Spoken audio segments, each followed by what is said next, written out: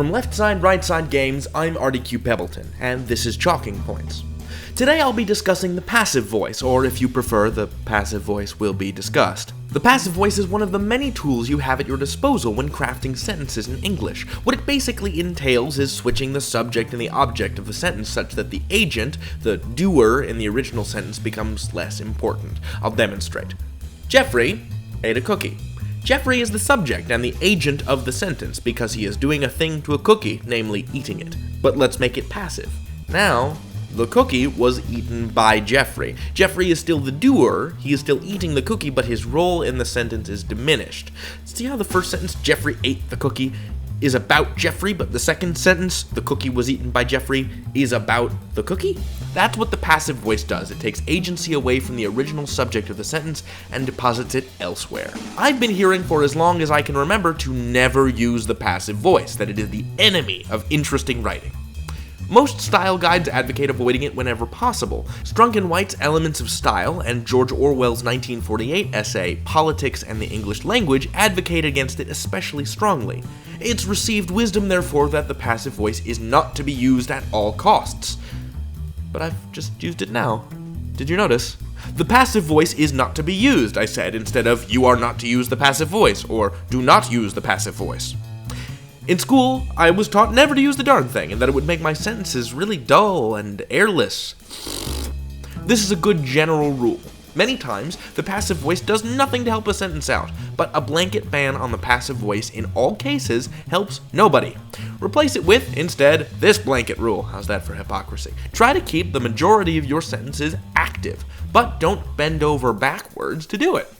A small but significant minority of your sentences, about 20% or so, are just going to end up sounding better if you write them in the passive voice. Without the passive voice, you wouldn't have the opening lines to Shakespeare's Richard III.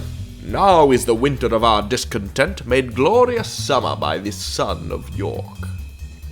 In the active voice, it'd read, Now this son of York made a glorious summer of the winter of our discontent, which just doesn't have the same anything. So, sometimes the passive voice can be just the thing you're looking for. Geoff Nunberg, a linguist who can be heard on WHYY's Fresh Air program, put it this way. Quote, imagine some Strunk and White fan revising all the titles in the popular musical catalog so that we're left with the Animals, Please Don't Let Anybody Misunderstand Me, and the Eurythmics, This Is What They Make Sweet Dreams Out Of, not to mention Elvis's Someone or Something Has Shaken Me All Up, end quote. One of the most common critiques of the passive voice is that people use it to evade responsibility. I think the best example of this might be the way that a PR flack might say, mistakes were made, instead of, we made a mistake. But sometimes being evasive or unclear is precisely what you want. Say you've made a bunch of chocolate chip cookies, and you have deposited them, for some reason, in a jar labeled same. Now, while you were not looking, the cookies disappeared with a crumb trail indicating they had been nibbled. Say you live in a house with 3 other people, you can't just go around accusing everyone of stealing the cookies, not without evidence or probable cause. So you wouldn't say, Clayton ate the cookies. You'd say, the cookies have been eaten. Follow-up question, who is responsible for the eating of said cookies? And then the guilty party comes forward, and you were right, it was Clayton, after all. But how were you supposed to know that? Thus, an ideal application of the passive voice. To learn more about the grammar of this fine language of ours, go to our website, lsrsgames.com, and investigate Smarticulation Language Edition 1. It's a game we make, and a game you'll enjoy. Also, tweet at me, bro, or like us on Facebook, or leave a comment down below. I'm a busy little fella, but I'll get to you, I promise. Until next time, laugh, learn, light up your language.